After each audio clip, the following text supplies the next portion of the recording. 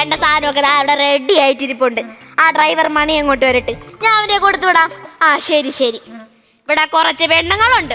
ഞങ്ങൾ പെണ്ണുങ്ങളെല്ലാരും കൂടെ കൂടി ഒരു ഗ്രൂപ്പ് തുടങ്ങി, ഒരു ബിസിനസ് അങ്ങോട്ട് തുടങ്ങി. നല്ല രുചി ഫുഡ്സ്. ഇവര് തുടങ്ങിയപ്പോ എന്റെ അടുത്തൊന്നും പറയല്ലേ, ചേച്ചി ഞങ്ങളങ്ങ് മറിച്ചു തരാന്ന്. ഉദ്ഘാടനത്തിന്റെ അന്ന് കണ്ടാണ് ഞാൻ എല്ലാത്തിനും. അതിനുശേഷം ഞാൻ ഒരുത്തികളെ ഇവിടെ കണ്ടിട്ടില്ലേ. ഇവിടെ ഇത്രേ പണി കിടപ്പുണ്ട്. ഒരുത്തികൾ പോലും വന്നാ നിങ്ങളൊന്ന് നോക്കണേ. ആ സുമതി ഒന്ന് വിളിച്ചു നോക്കാം. ഹലോ ആടി സുമതി, നീ എന്ത് ഇങ്ങോട്ട് വരണില്ലേ? എന്റെ ഭർത്താവ് ഫുഡ് പോയ്സൺ അടിച്ച് ഹോസ്പിറ്റലിൽ കിടക്കുക. പരിഹരിക്കാൻ പറ്റുന്ന കാര്യങ്ങളല്ലേ ഉള്ളൂ. എന്തിനാണ് അവൻ ചെറിയ പ്രശ്നത്തിനൊക്കെ ആഹാരത്തിൽ വിഷം കലർത്തി കഴിക്കണത്? അയ്യോ അങ്ങനെ അറിഞ്ഞോണ്ട് ചെയ്തേയില്ല. പിന്നെ ഇന്നലെ അവിടെ വന്ന പലഹാരങ്ങൾ ഞാൻ എടുത്തോണ്ട് പോയായിരുന്നു. അത് കഴിച്ച് ഫുഡ് പോയ്സൺ അടിച്ച് ഹോസ്പിറ്റലിൽ കിടക്കുക. ഇനി 24 മണിക്കൂർ കഴിഞ്ഞാല് എന്തേലും പറയാൻ പറ്റുള്ളൂ എന്നാ പറഞ്ഞേക്കുന്നേ. അത്ര നേരമൊക്കെ ഇരിക്കോ? ശരിയടി, പിന്നെ അവന്റെ ഫ്ലെക്സ് അടിക്കണമെങ്കിൽ നീ എന്നെ വിളിച്ച് പറഞ്ഞാ മതിയേ. അല്ല, ആ ബില്ല് അടയ്ക്കണമെങ്കിൽ കാശ് വേണമല്ലോ, അതിന് എന്നെ വിളിച്ച് പറഞ്ഞാ മതി എന്ന് പറഞ്ഞതാ. വെച്ചോ വെച്ചോ. ഇന്നും ഒരുത്തികള് വരും എനിക്ക് തോന്നണില്ല.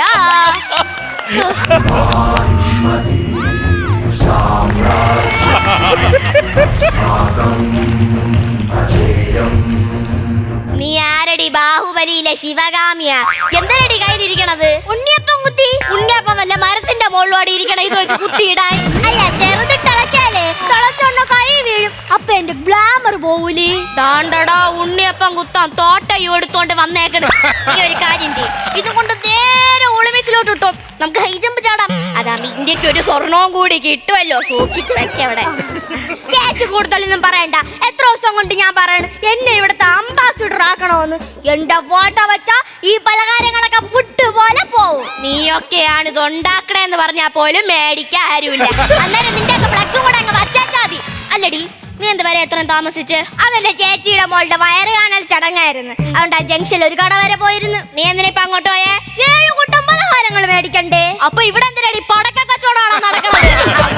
ഇത്തിരി ടേസ്റ്റ് കൂടുതൽ തന്നെ. പിന്നെ ചേച്ചി, നമ്മളെ കടയിൽ ഞാൻ പുതിയൊരു റെസിപ്പി കൊണ്ടുവന്നിട്ടുണ്ട്. എന്ത് റെസിപ്പി അടി? ഉള്ളിവട, നെയ്യപ്പം, ഇത് രണ്ടും കൂടി ചേർത്തൊരു കിടിലൻ റെസിപ്പിയാണ്. എന്തോന്ന് എന്റെ പേര്? ഉള്ളിയപ്പം. അതാദ്യം ചേച്ചി തന്നെ തിന്നു നോക്കണം. എന്റെ പൊന്നു ചേച്ചി, നിങ്ങൾ കേക്കണം. ഇവളുമാരൊക്കെ ഉണ്ടാക്കി വെക്കുന്ന ഈ പുതിയ പുതിയ ഐറ്റങ്ങളുണ്ടല്ലേ, ഇതൊക്കെ തിന്നാണ് 55 കിലോ ഉള്ള ഞാൻ ഇപ്പൊ 85 കിലോ ആയത്. മറ്റന്നാ എന്റെ വീട്ടിലെ കട്ടളവപ്പാണ്. ഇവളുമാരുണ്ടാക്കുന്ന ടെസ്റ്റ് ചെയ്തേ ഞാൻ എന്റെ വീട്ടിലെ 3ാമത്തെ കട്ടളയാണ് മാറ്റണത്. അറിയാമോ? അപ്പൊ വീട് വെച്ചില്ലേ? എങ്ങനെ വെക്കും? ആദ്യം കട്ടള മാറ്റി തീരണ്ടേ, എന്നാലേ വീട് വെക്കാൻ പറ്റത്തുള്ളൂ. അല്ലടി, നിന്റെ ഭർത്താവ് ചെതല് മണി എവിടെ? അങ്ങേരിപ്പം വരും. രാവിലെ തന്നെ വണ്ടി എടുത്തോണ്ട് പോയിട്ടുണ്ട്. അത് പണിയെ പോ. എന്റെ ഭഗവാനെ, ഇവിടെ നല്ലതൊന്നും പറയാവോ? ഒന്നുമില്ല. ചേച്ചി അതാ വരുണ്.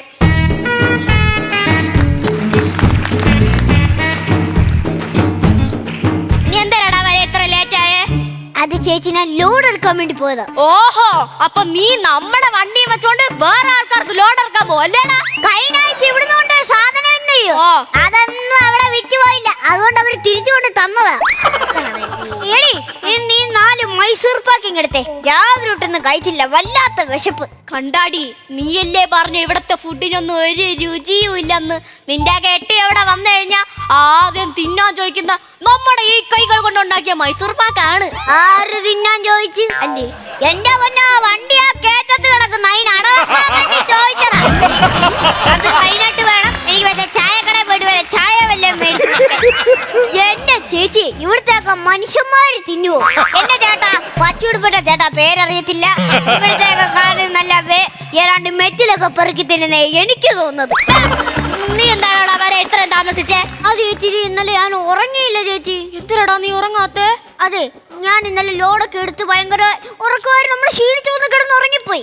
നേരത്തെ അവളുണ്ടല്ലോ, ഒരു 12 മണിയായപ്പം എവളെ ഉറക്കത്തി എന്റെ അടുത്ത് വന്ന് കിടന്നിട്ട് എന്റെ വാ വലിച്ചു കീറി. എവളെ ചൂണ്ടുവരലുണ്ട് എന്നെ അണ്ണാക്കിയിട്ട് 2 കറക്ക്. അത് പിന്നെ ചേച്ചി, ഞാൻ വിചാരിച്ചേ മിൽക്ക് മേഡിന്റെ പാട്ടയായിരിക്കുമെന്ന്. ആദ്യം അവള് വെട്ടിയേക്കാന്ന് വിചാരിക്കാന്, അല്ലേ അവള് എന്നെ കൂടെ വെട്ടിയടിച്ച് കയറ്റിയാനെ. പിന്നെ ചേച്ചി, ഇവിടെ നിന്ന് എടുക്കണ പൈസ എനിക്ക് വീട്ടിൽ ഒരു ചെലവിനും തരുന്നില്ല. അത് മോശം ദോഷമാണ് മണിയാ. നീ കുറച്ച് പൈസയെങ്കിലും അവൾക്ക് വീട്ടിലെ ചെലവിന് കൊടുക്കണം. എന്റെ ചേച്ചി അവൾ അച്ഛൻ കാരണമാണ് ഞാൻ കൊടുക്കാത്തത്. ഒറ്റ വെടിക്ക് 2 പക്ഷികളെ എന്റെ തലയിൽ കൊണ്ടിട്ട് അറിയാവൂ. എന്നെ കെട്ടിയോണ്ടല്ലേ എന്റെ അച്ഛൻ പൊന്നുപോലെ കൊണ്ടുനടന്ന പെട്ടിയാട്ടോ നിങ്ങൾക്ക് തന്നത്. പിന്നെ ചേച്ചിക്ക് അറിയാമോ, അവൻ നമ്മളെ വീട്ടിലെ ഇളയ മോനാണ്. നമ്മളവനൊരു പേര് ഇട്ടിട്ടുണ്ട്. എന്താന്ന്? അലണ്ണ വണ്ടിക്ക് പേരിടണ്ട്, കാലണ്ണ വണ്ടിക്ക് പേരുണ്ട്. ആ വണ്ടി എത്ര പേര് ഇടിച്ചിട്ടുണ്ടെന്ന് നിങ്ങൾക്കറിയാവൂ.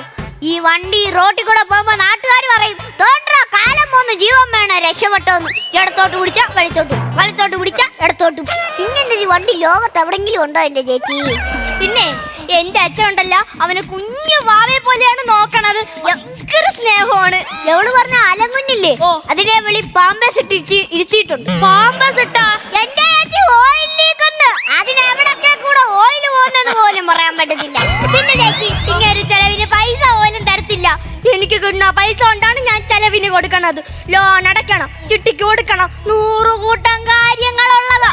പിന്നെ ചേച്ചി പിള്ളേര് പട്ടിണി അടക്കട്ടെന്ന് വിചാരിച്ച് ചേച്ചി അറിയാതെ ഇവിടെ അന്ന് അച്ചപ്പം എടുത്തോണ്ട് പോവാറുണ്ട്. ഇന്നലെ പിള്ളേര് കരഞ്ഞോണ്ട് വന്ന് ചോദിക്കുക, എങ്ങനെയാ അമ്മേ 3 നേരം അച്ചപ്പം കഴിക്കുന്നേന്ന്. അത് കേട്ടപ്പോ എനിക്ക് സഹിക്കാൻ വയ്യ. 3 നേരം എനിക്ക് അച്ചപ്പം കഴിക്കാനോടി, മുന്നെന്താടി പിള്ളേർക്ക് അച്ചപ്പം കഴിക്കാം. ഇതേ മോഷ്ടിച്ചിട്ട് അതിനെ ന്യായീകരിച്ച് സെന്റ് അടിക്കല്ലേ കേട്ടല്ലേ. ഇനി മേലെ ഇതുപോലെ വല്ലതും ആവർത്തിച്ചു കഴിഞ്ഞാ നിന്റെ ഈ മാസത്തെ പകുതി ശമ്പളം കട്ടി.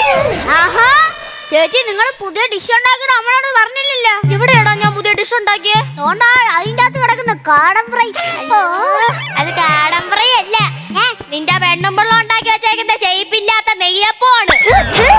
പിന്നെ ചേച്ചി, നമ്മൾ ഈ സാധനങ്ങളൊക്കെ വെളി രാജ്യത്ത് എക്സ്പോർട്ട് ചെയ്താലാ? ഈ പഞ്ചായത്തിലുള്ളവരെ ഇവിടത്തെ സാധനം ഒന്നും കഴിക്കണില്ല. ഞാൻ കഴിഞ്ഞ ദിവസത്തെ കണക്കെടുത്ത് നോക്കിയായിരുന്നു. ആകെപ്പാടെ ഇവിടെ നിന്ന് 3 പാക്കറ്റ് ഉണ്ണിയപ്പേ പോയിട്ടുള്ളൂ. അതും എന്റെ വീട്ടിൽ വെച്ച് നടന്ന കുടുംബശ്രീ മീറ്റിങ്ങിന് ഞാൻ തന്നെ അങ്ങോട്ട് കൊണ്ടുപോയി കൊടുത്തത്. അപ്പോഴാണ് നിന്റെ എക്സ്പോർട്ട് പോണി. ഇവനെന്തിനാ ഇപ്പൊ വിളിക്കുന്നേ? ഹലോ, എന്താ പറ? ശരിക്കും സത്യം ആണോ? ശരിയെന്നാ ചേച്ചി, ഒരു സന്തോഷ വാർത്ത ഉണ്ട്. എന്താടാ, വല്ല ഓർഡറും കിട്ടിയാ? ഓർഡർ ഒന്നും അല്ല, പിന്നെ ഒരു പഞ്ചായത്ത് മൊത്തം മാലയും ബൊക്കെ ആയിട്ട് ഇങ്ങോട്ട് വരുന്നു. എന്തിനടാ? നമ്മള് കാരണം ഒരുത്തന്നെ ജീവന്റെ ഷോട്ട് ചേച്ചി. ആര് ജീവൻ? അതായത് നമ്മുടെ ആലുമുട്ടിലെ ബീജു ഇല്ലേ, ആ ബീജു. അവനെ പാമ്പ് കുത്തിയെന്ന്. അയ്യോ, അപ്പൊ ആശുപത്രി കൊണ്ടപ്പോ ഡോക്ടർ ചോദിച്ചു, പാമ്പ് കുത്തിയതിന് മുമ്പ് താങ്കൾ എന്താണ് കഴിച്ചത്? ഞാൻ പറഞ്ഞു നമ്മുടെ ഇവിടുത്തെ പലഹാരം വന്നു. ഡോക്ടർ എടുത്ത വായ പറഞ്ഞു, അപ്പൊ പാമ്പ് കുത്തുന്നതിനെക്കാട്ടിയും വലിയ വിഷം നേരത്തെ അകത്തോട്ട് പോയിട്ടുണ്ട്. പാമ്പിന്റെ വിഷം അവിടെ ഒന്നും വല്ലാണ്ടായിരുന്നു. അപ്പൊ ചേച്ചി ആദരിക്കാൻ എല്ലാരും ഇങ്ങോട്ട് വരുന്നുണ്ട്. പിന്നെ ചേച്ചി, ഞാൻ ഒരു കാര്യം പറയാം. ഇനി നിങ്ങൾ ഈ കളറെല്ലാം കൂടെ ആവശ്യമില്ലാതെ ഇങ്ങനെ മിക്സിയിൽ അടിക്കത്തില്ലേ, ഇതൊക്കെ ഉണ്ടാക്കുന്നേ, അതൊക്കെ നിർത്തിയിട്ട് നല്ല നല്ല പലഹാരങ്ങൾ ഉണ്ടാക്കുക. അതാകുമ്പം നിങ്ങൾ കൊടുക്കുന്ന സാധനത്തിനും നിങ്ങൾ ഈ കമ്പനിയുടെ ഈ പേരും അതിന് ഉചിതമായിരിക്കും. എന്താണ്? നല്ല രുചി ഫുഡ്സ്.